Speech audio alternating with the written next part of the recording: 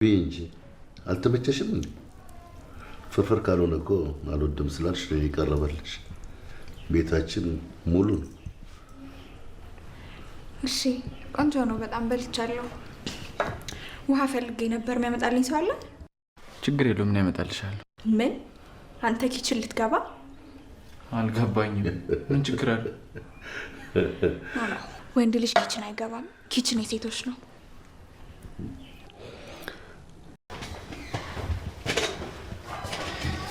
እንዴት አደርሽ? እንዴት አደር ኪራይ? እንዴ እንደዚህ ብለሽ ከጠራሽኝ እኮ በጣም ቆየሽ። እንዴት ማለት? ኪራይ ያልሽኝ እኮ የአፍ ወለምታ ነው። የአፍ ወለምታ ደግሞ አይታሽም። እሺ አሁን ምን ልታዘዝ? ያቺን የኔ ፍቅር ሳቂቷን ጽናትን አምጪልኝ። እኔ ስራዬን እየሰራው ነው ኪራ፣ ለቀልድ ቦታ የለኝም። ግን ምንድን ነው የተፈጠረው? ቆይ በምን ጥፋቴ ነው እንደዚህ የምትቆጭ? እኔ እኮ ግራ ገባኝ። የትኛውን ጥፋትህን ነግሬ የትኛውን ጥፋትህን ልተው? በጣም ስላለፈ ነገር እኮ ነው እያወራን ያለን። ደግሞ እሱም ቢሆን ተነጋግረን የፈታ ነው መሰለኝ። ለአንተ ነዋ የተሻረው፣ ለእኔ ግን አሁንም ያልዳነ ያልተሻረ የልብ ጠባሳ ነው እኮ። ጥፋቴን እኮ አምኛለሁ። የፈለግሽውን ነገር ቅጭኝ፣ ልቀጣ ዝግጁ ነኝ። እርግጠኛ ነህ? አዎ፣ ብቻ አንቺ እንደ ድሮ ጽናት ሆኝልኝ እንጂ ምንም በይኝ። እንግዲያውስ በቃ ተወኝ። አልገባኝም።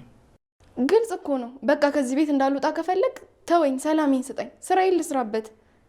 ግን ምን እያልሽ እንደሆነ ታውቆሻል? እወድሃለሁ፣ አፈቅርሃለሁ ያልሽኝ ኪራ እኮ ነኝ። ያኔ እንደዛ መስሎኝ ነበር። ማለት ፍቅራችንን ነው መስሎኝ ነው ያልሽው? አዎ ስሜት ነበረኝ።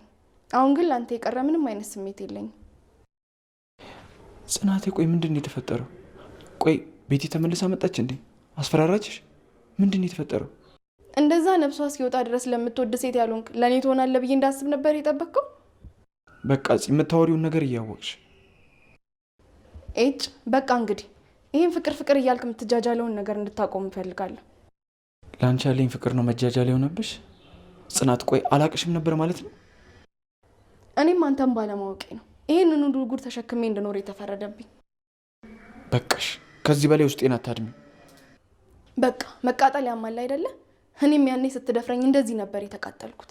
ያኔ ልጄን ስትነጥቁኝ ጊዜ እንደዚህ ነው የሆንኩት።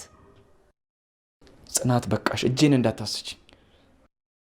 እንዴት ነው ለአንተ ሴት ልጅ ላይ እጅህን ማንሳት ብርቅህ ነው እንዴ? ምን ነው ዛሬ አዲሷ ልጅ ጉድህን እንዳሰማብ ነው?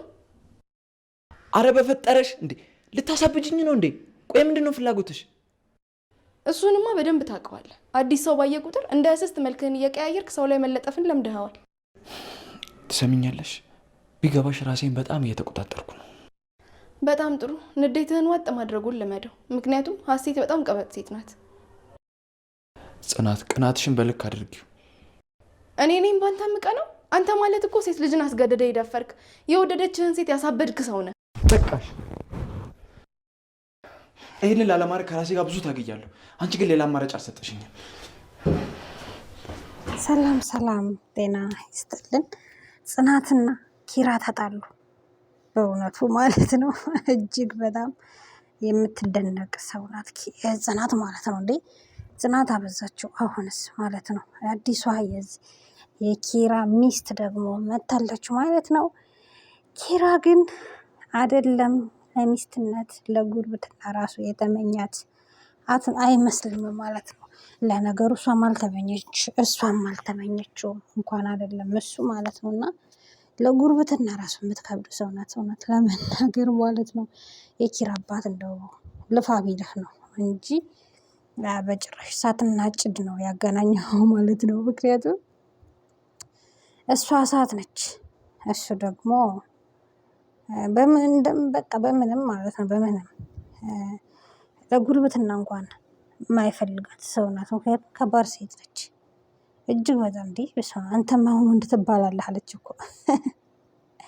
ጆፊዋን የጣለችበት ሰው እንደውም ሌላ ሰው ነው ማለት ነው። እና በጣም ከባድ ሰው ናት እጅግ በጣም ሀሴት፣ በጣም ከባድ እጅግ በጣም ከባድ ሰው ናት። ጽናቴ እና ናሆሚ ፈተናችሁ እየበዛ ነው። ጽናቴ በልክ አድርጊው፣ ቅናትሽን በልክ አድርጊው፣ ወይም ደግሞ ነግረሽው ፍቅርሽን አድኝ ማለት ነው። ከዛ ውጭ ግን ቅናትሽን በልክ አድርጊው። ምንድን ነው እንዲህ መንጨርጨር? ምንድን ነው እንዲህ የማይሆን ቃላት መነጋገር ማለት ነው። ልጅቷ ግን አያችኋት እንዴት እንደሚያበሳጫት አቀማመጧ ራሱ በቃ ተሳስቶ ነው እንጂ ሴት ያሏት ወንድ ነች ይቺ ማለት ነው። ኪራ እኮ ተናግሯል። ለነገሩ ከኛ ጋር ራሱ ልትመሳሰይ እኮ ትንሽ ነገር ነው የቀረሽ ነው መሰለኝ ያላት ማለት ነው። እና እውነቱን ነው ኪራ ያልዋሸም በእውነቱ ማለት ነው። ምክንያቱም እንዴ አክቷ ሁሉ ነገር ራሱ በቃ ወንድ ነው የምትመስለውና የኪራ አባት እንደው በእውነቱ ቢጨንቀውት ነው የእውነታውን ልንገሯት ጽናቴ የኪራ እጮኛ ናት። ስለዚህ ይችን አመዳም ወደዛ ይውሰዱልን። እና ሆሚ በጣም ነው የሚያስቀኝ በነገራችሁ ማለት ነው። ምንድን ነበረ ያለው? ምንድን ነበረ ያለው? ምን ነበረ የሆነ ነገር አለ። ላይብራሪ ተሳስተን ነው እንጂ ላይብራሪ ውስጥ ነው ምን መስል የገባ ነው ድምጽ ቀጥስ ብላ ነው ማለት ነው። እጅግ በጣም የሚደነቅ ሰው ነው ማለት ነው ናሆሜ። በእውነቱ በጣም የሚያስቀኝና ፈታ የሚያደርገኝ ልጅ ነው ከድራማው ላይ ማለት ነው። ከድራማው ላይ እሱ በጣም ተወናው ላይ በጣም ችሎበታል ማለት ነው። የዋህ የሆነው እውነት አለማችን እንደሱ የዋህ ብንሆን ኖሮ ዓለም ሁሉ ንጹህ እንትን ትሆን ነበር። ያው ንጹህ እንኳን ባንሆን ብቻ ግን የዋህ ነው እጅግ በጣም ሲበዛ ኪራ እንትን ናሆሜ ማለት ነው። እና ቀፈጣሙ ሰውዬ ደግሞ እስኪ እናያለን። እስኪ ጽናትን ትቶ ኪራ ሀሴትን ካገባ ማለት ነው። ግን አትልፋ በእውነቱ አትድከም። እውነታውን ልንገረወት ጋሼ፣ እውነታውን ስነግረወት ኪራ ጽናትን ነው የሚወደው። ስለዚህ አርፈው ቢቀመጡ ጊዜዎትን ባያባክኑ እላለሁ ማለት ነው። ቤተሰብ ላይ ሼር እያደረጋችሁ ቤተሰብ ሁኑ ማለት ነው። ስለነበረን ጊዜ እናመሰግናለን። ባይ ባይ።